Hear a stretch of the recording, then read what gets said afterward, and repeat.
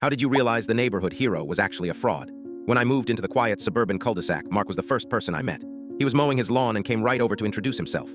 Everyone on the street adored him. He was the unofficial mayor, the guy who organized the block parties, and he was a hero. His 7-year-old son, Leo, had a rare, debilitating disease. There were always donation jars, bake sales, and a GoFundMe link sticky to the top of the neighborhood Facebook page.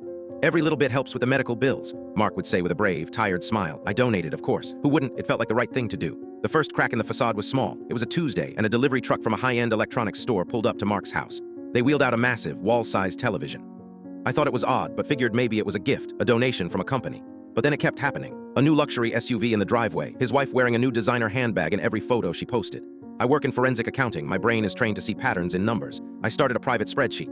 It felt gross, like I was a spy, but I couldn't shake the feeling that something was deeply wrong.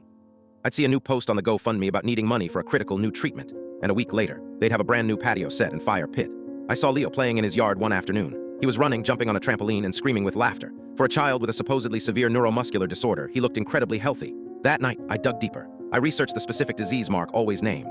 I spent hours reading medical journals and patient forums. The symptoms Mark described in his emotional post, the specific pains, the limitations, they were a jumble of contradictions. They didn't align with the known progression of the illness. He was cherry-picking the most tragic-sounding details from a dozen different conditions. He wasn't just exaggerating, he was lying. I felt sick.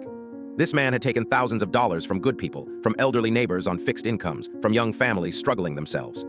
A public confrontation would be messy. He'd just play the victim, so I chose a different path. I compiled everything into a clean, simple PDF. No opinions, no accusations, just a 2-column timeline. On the left, the dates and amounts of donation, please. On the right, the dates of major purchases and social media posts showing off new luxuries. I included screenshots and links. It was cold, undeniable data. I printed 10 copies.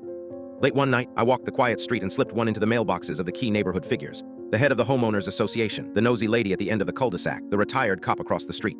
There was no big explosion. It was far quieter. The next week, the Leo's Fund sign on their lawn vanished. The GoFundMe page was taken down, the reason cited as family privacy. People who used to greet Mark with a warm hug now just gave a tight, curt nod.